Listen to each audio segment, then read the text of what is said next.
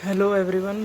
आज मैं बताने वाला हूँ आपको मॉक अटेम्प्ट करने की स्ट्रेटजी कि किस तरह मॉक अटेम्प्ट करें कि हम मैक्सिमम से मैक्सिमम मार्क्स ला सकें मॉक्स के अंदर और एक्चुअल एग्ज़ाम के अंदर भी। तो जैसा कि आप देख सकते हैं, ये अगर मैं आपको अपने टीयर 1 के मार्क्स दिखाऊं तो पहले मेरे फुल टेस्ट टीयर 1 में अबाउट 108 फर्स्ट जो टेस्ट हुआ था उसके अंदर मेरे 108 के आसपास मार्क्स थे। जैसा कि आप अभी देख सकते हैं, लोड हो रहा है।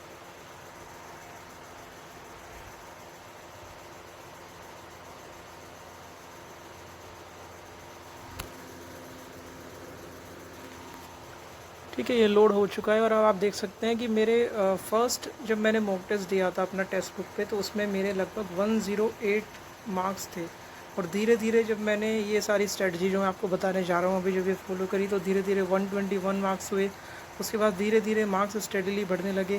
चलिए, यहाँ पे मॉक टेस्ट 3 में आप देख सकते हैं 113 113। उसके बाद मैंने लगभग एक महीने बाद आप देख सकते हैं ये 15 अप्रैल को टेस्ट दिया था। इसमें इसमें 113 मार्क्स थे और विद इन अ मंथ मेरे इतने मार्क्स का इम्प्रूवमेंट हो गया, 143 हो गए। उसके बाद 140 138, यानी कि लगभग 20 से ज़्यादा मार्क्स का मेरे को एक महीने के अंदर फ़र्क देखने को मिला।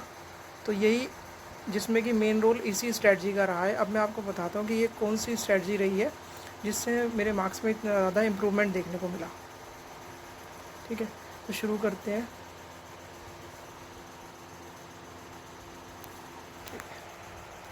तो सबसे पहले ये कि आपको मॉक से पहले क्या करना है। ठीक है, मॉक से पहले हमारा जो सबसे पहले काम होना चाहिए वो ये होना चाहिए कि हम मॉक को बिल्कुल ऐसे लेके चलें कि जैसे वो रियल एग्ज़ाम है। जैसे कि हम जो अपना टाइम है, अब सीजीएल जो है, सीजीएल की डेट्स आ चुकी है। किसी का एग्ज़ाम शुरू में है, किसी का बाद में है। शुरू में जिनका एग्ज़ाम है उनके पास अभी ज़्यादा टाइम नहीं है मॉक देने का, लेकिन जिनका एग्ज़ाम 20 के बाद में है या फिर एटलीस्ट 15 के बाद में, वो अभी भी उनके पास इतना सफिशेंट टाइम है कि वो मॉक्स अभी भी लगा सकते हैं।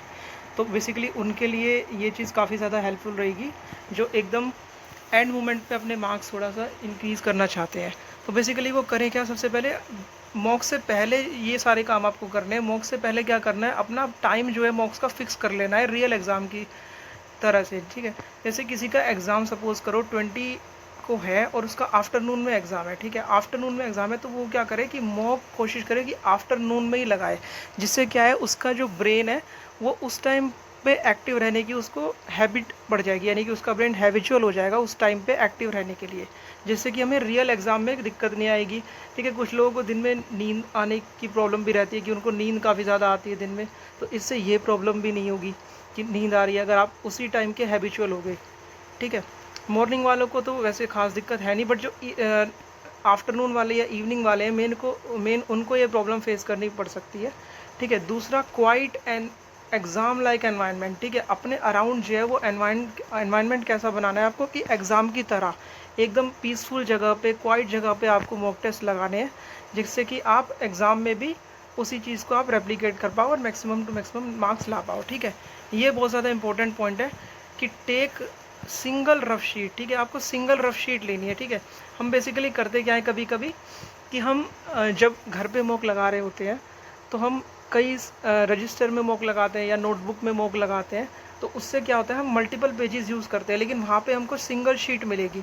इससे क्या होता है कई बार आप पैनिक कर सकते हो कि अगर आपके पास स्पेस कम बचा तो फिर, तो इस तरह से टाइम मैनेजमेंट की तरह ही स्पेस मैनेजमेंट भी आपको आ जाएगा अगर आप सिंगल रफ शीट ही यूज़ करोगे मॉक लगाते टाइम। ठीक है, चौथा है treat it like a real test. इसको बिल्कुल रियल टेस्ट की तरह से देना है आपको बीच में ब्रेक्स बिल्कुल भी नहीं लेने हैं, क्योंकि आप एक्चुअल एग्जाम में भी बीच में ऐसे ब्रेक तो ले नहीं सकते। तो इसी तरह से आपको इसको बिल्कुल रियल टेस्ट की तरह से ट्रीट करना है, जिससे आप एक्चुअल एग्जाम में कोई भी कंडीशन वेरी ना करे, जिससे आप पैनिक ना हो और पूरा कॉन्फिडेंट होकर अपना रियल एग्ज़ाम दे पाओ। ठीक है, इसके अलावा जिन लोगों के पास अगर लैपटॉप है, अगर किसी के पास लैपटॉप है तो वो लैपटॉप में मॉक लगाए रादर देन फ़ोन में मॉक लगाने के, मतलब प्रेफरेंस दे कि लैपटॉप में मॉक लगाए। और जिनके पास लैपटॉप नहीं है तो वो तो ऑब्वियसली फ़ोन ही है उनके पास, तो ऑप्शन ही नहीं है और कोई।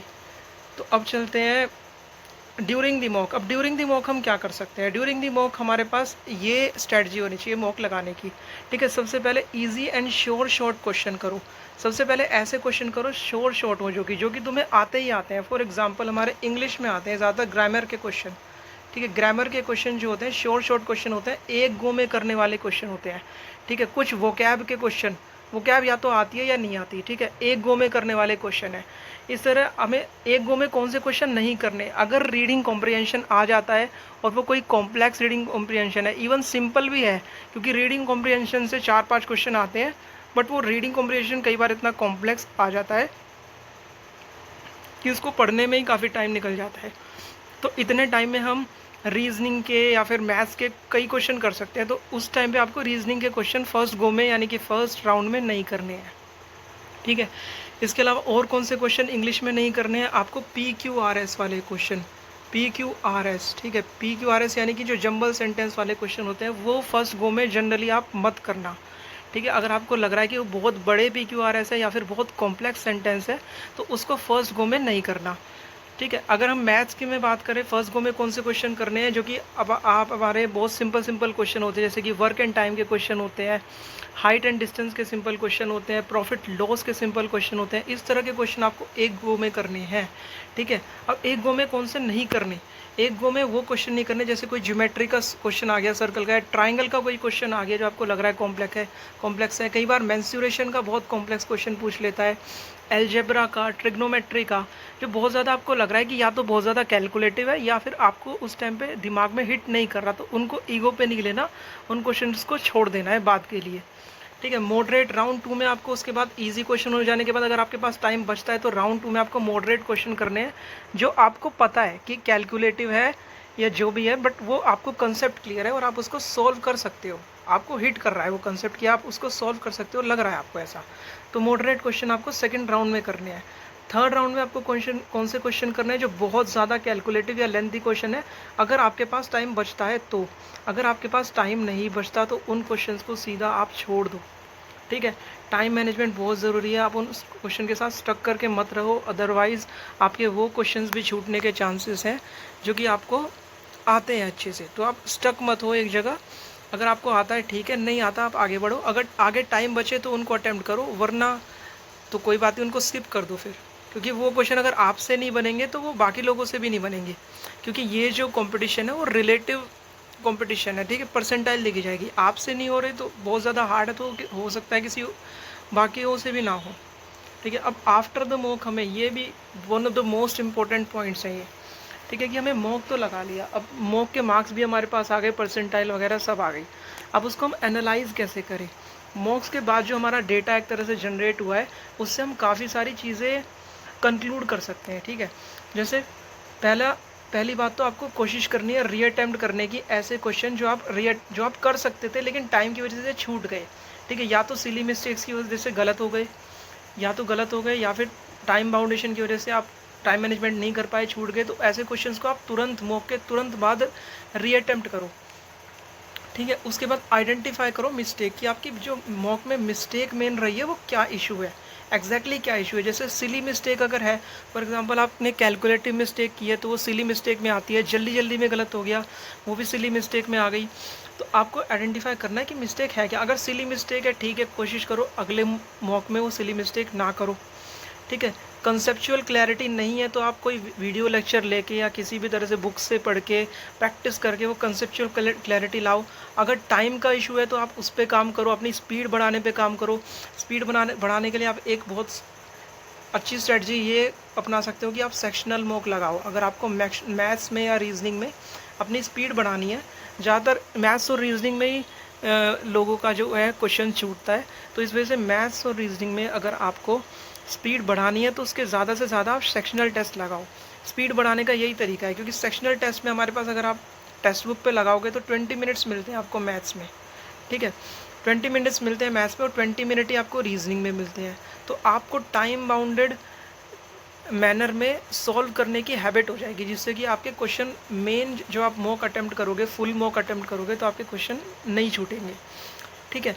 मेंटेन एन एरर नोटबुक, ठीक है, एक एरर नोटबुक मेंटेन करो आप, मतलब आपकी जो भी मिस्टेक हुई, जो भी क्वेश्चन गलत हुआ आपका, जो भी कंसेप्चुअल क्लैरिटी की वजह से गलत हुआ या किसी भी वजह से गलत हुआ, आप उसको एक सेपरेट नोटबुक में नोट करो, ठीक है, सेपरेट नोटबुक में नोट करो और उसको हैंड टू हैंड तुरंत मॉक के तुरंत बाद आप उसको एक बार रिवाइज़ कर लो, ठीक है। एक बार रिवाइज़ करने के बाद उन वीक एरियाज़ को जो आपने नोटबुक में लिख रखे हैं उनको आप मल्टीपल रिविजन्स दो, ठीक है। या तो वीक बाय वीक कि अब दे दिया, ठीक है, कुछ दिन छोड़ के, या फिर एक वीक भाग दे दिया, तो आप वीक बाय वीक या टाइम टू टाइम उसको रिवाइज करते रहो, ठीक है।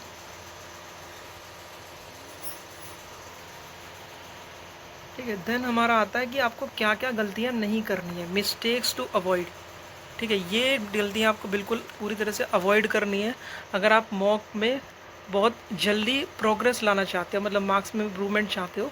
तो सबसे पहले तो आपको अवॉइड करना है रैंडम गैसिंग, ठीक है। अगर आपको किसी क्वेश्चन में गैस करना भी है, अगर आपको कन्फ्यूजन भी है, तो अगर आपके 2 ऑप्शन एलिमिनेट हो रहे हैं, ठीक है, 2 ऑप्शन एलिमिनेट हो रहे हैं और आपको बाकी 2 में कन्फ्यूजन है, तो आप गैस कर सकते हो। लेकिन आपका अगर एक ही एलिमिनेट हो रहा है या फिर एक भी एलिमिनेट नहीं हो रहा, तो आप बिल्कुल रैंडम गैसिंग से बचना, जिससे कि आपकी एक्यूरेसी हाई रहे। तो आपका नेगेटिव मार्किंग कम होगी। अगर आपकी एक्यूरेसी हाई रहेगी तो आपकी नेगेटिव मार्किंग कम होगी, जिससे कि ऑटोमेटिकली आपके मार्क्स में इम्प्रूवमेंट आएगा। मॉक्स में जो मार्क्स होंगे उनमें आपका इम्प्रूवमेंट आएगा, ठीक है। Spending too much time on a single question, ठीक है, spending too much time on a single question, एक क्वेश्चन पे बहुत ज़्यादा टाइम लगाना, ठीक है। जैसे कि फॉर एग्जांपल आपको कोई मैथ्स का क्वेश्चन आ गया, सपोज करो आपका कंपाउंड इंटरेस्ट का क्वेश्चन आ गया, आप उसमें लगे हुए हो, ठीक है। उन्होंने दे दिया कुछ ईयर कि 5 ईयर्स के लिए निकालो कंपाउंड इंटरेस्ट, और 5 ईयर्स के लिए हमें पता है उसकी पावर 5 करनी पड़ेगी, आप उसको निकालने में लगे हुए हो। बाकी आपके जो इससे क्या होगा कि आपके जो आगे आने वाले क्वेश्चन हैं अगर वो ईजी हैं, अगर आप ज़्यादा टाइम इसमें लगा दोगे तो उन क्वेश्चन के लिए टाइम नहीं बचेगा, जिससे इन दी एंड आपको टाइम मैनेजमेंट में प्रॉब्लम आएगी। तो इसलिए एक क्वेश्चन पे बहुत ज़्यादा टाइम स्पेंड आपको नहीं करना है। ज़्यादा से ज़्यादा आप उसको 15-20 सेकंड तक देखो। अगर आपको लग रहा है कि बहुत ज़्यादा कैलकुलेटिव है या अभी आपको हिट नहीं कर रहा, वो नहीं याद आ रहा कोई कंसेप्ट या फॉर्मूला, तो उसको आप स्किप करो और अगर आगे क्वेश्चंस पे जाओ, ठीक है। अब है ignoring analysis, just checking score, ठीक है। अब इस चीज़ से भी आपको बहुत ज़्यादा बचना है कि आप क्या कर रहे हो, मॉक्स तो अटेम्प्ट कर रहे हो, लेकिन उसका स्कोर चेक करके आप मॉक्स को ऐसे ही छोड़ देते हो ना। आप उसमें मिस्टेक्स क्या हुई वो एनालाइज कर रहे, ना परसेंटाइल एनालाइज कर रहे, ना आप ये एनालाइज कर रहे कि आप कहाँ पे स्टैंड करते हो, किन सब्जेक्ट्स में आपको इम्प्रूव करने की ज़रूरत है। तो ये भी बहुत ज़्यादा बड़ी मिस्टेक है जो कि आपको अवॉइड करनी है। आपको सिर्फ स्कोर नहीं चेक करना, वो सारी चीज़ें करनी है जो भी मैंने बताई थी आफ्टर द मॉक, ठीक है। आफ्टर द मॉक मैंने क्या क्या बताई थी, ये सारी चीज़ें आपको करनी है। मॉक के बाद रीअटेम्प्ट करना है क्वेश्चंस को, सिली मिस्टेक्स देखनी है कहाँ पे हुई है, सिली मिस्टेक है, कंसेप्चुअल क्लैरिटी नहीं है, या कोई और वजह से मिस्टेक है। एरर नोटबुक मेंटेन करनी है, उसको रिवाइज करना है मल्टीपल टाइम्स। तो यही इस पॉइंट पे भी यही चीज़ क्लियर होती है कि आपको मॉक्स पे एनालिसिस को इग्नोर नहीं करना। ये नहीं करना कि सिर्फ स्कोर चेक किया और छोड़ दिया, ठीक है। लास्ट चीज़ जो है, last but not the least, losing confidence after low scores. देखो भाई, मॉक में क्या है कि आपका एक मॉक में ज़्यादा स्कोर आएगा तो हो सकता है कि अगले मॉक में आपका कम भी स्कोर आ जाए, ठीक है। इवन आफ्टर कि आपको कंसेप्ट क्लियर है फिर भी ऐसा हो सकता है, हर किसी के साथ होता है, मेरे साथ भी हुआ था। तो इसमें क्या करना है, आपको मॉक में लो स्कोर आने के बाद आपको कॉन्फिडेंस लूज़ नहीं करना, आपको मिस्टेक्स को एनालाइज करना है, उन पे आपको वर्क करना है। अगर कोई कंसेप्चुअल क्लैरिटी नहीं है तो उसको आपको वीडियो लेक्चर के थ्रू या किसी और सोर्स के थ्रू वो क्लियर करना है। अगर आपको कोई चीज़ याद नहीं आती, बार बार भूल जाते हो, तो उसको बार बार रिवाइज करने पे फोकस करना है, ठीक है। अगर और कोई टाइम मैनेजमेंट में प्रॉब्लम है तो आपको क्या करना है, सेक्शनल टेस्ट लगाने हैं, ठीक है। तो ये सारी चीज़ आपको रेमेडियल एक्शंस लेने पे ध्यान देना है और आपको कॉन्फिडेंस लूज़ नहीं करना लो स्कोर के आने के बाद, क्योंकि लो स्कोर हर किसी के आते हैं। मैंने आपको वीडियो के स्टार्टिंग में भी दिखाया था कि मैंने 108 से स्टार्ट किया था, 108 से स्टार्ट किया था, और ये स्ट्रेटजी फॉलो करते करते मैं 140 150 तक भी पहुंचा हूँ, ठीक है। तो मॉक्स में लो स्कोर हर किसी के आते हैं, आपको लो स्कोर आने पे कॉन्फिडेंस लूज़ नहीं करना और आगे आपको मॉक देते रहने हैं और इम्प्रूवमेंट करते रहनी है, ठीक है। तो यही सारी स्ट्रेटजी थी जिसने मुझे हेल्प की कि मैं 108 नंबर से और आज 150 तक TCS PYQ में, ऑब्वियसली एडिक्विटी में तो 120 130 है आ रहे हैं अभी मेरे भी, तो TCS पैटर्न में मैं 140 150 तक पहुंच गया था 108 से विद इन 1 और 2 मंथ्स, ठीक है। इन्हीं सारी स्ट्रेटजी को जो मैंने आपको बताई है इस वीडियो में फॉलो करते हुए, ठीक है। तो आप भी अगर इन स्ट्रेटजीज़ को स्ट्रिक्टली आप फॉलो करेंगे, इम्प्लीमेंट करेंगे, तो आप पक्का आपको मॉक के मार्क्स में बहुत ज़्यादा इम्प्रूवमेंट देखने को मिलेगा, ठीक है। Thank you very much for watching.